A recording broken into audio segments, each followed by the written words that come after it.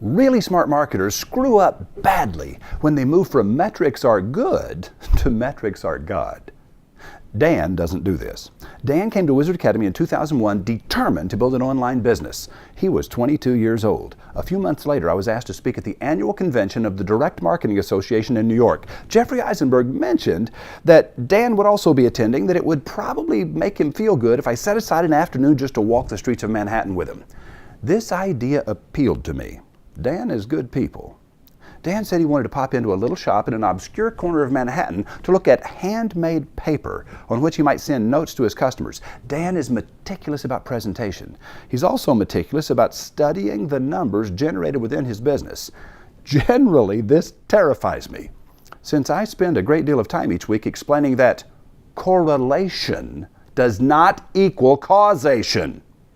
Just because you can see a relationship between two numbers doesn't mean that one of them caused the other one.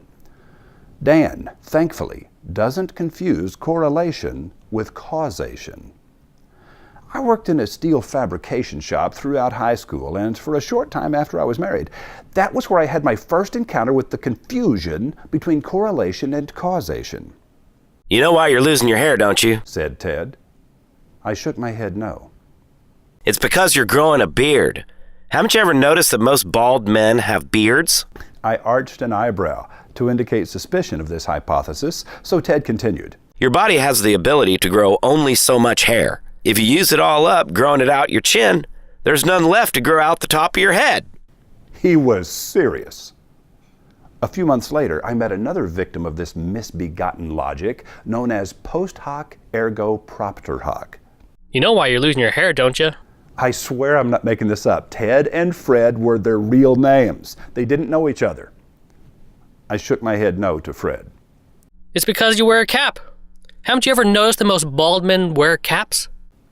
Again, I arched an eyebrow to indicate suspicion, so Fred continued. Caps wear all the hair off the top of your head. If you wear a cap, you'll go bald. Misbegotten logic is harmless enough, I suppose, but it becomes insidious when you apply it to marketing. But the logic of post hoc ergo propter hoc is almost irresistible. The second thing followed the first thing, therefore the second thing was caused by the first thing. Dan is resistant to the seduction of post hoc ergo propter hoc, so his attention to detail has served him well. He tumbled $70,000 into credit card debt. He sold his car and moved in with his parents, but he never quit studying, never quit tweaking, never quit believing. Finally, things began to turn around. Today, Dan has 180 employees.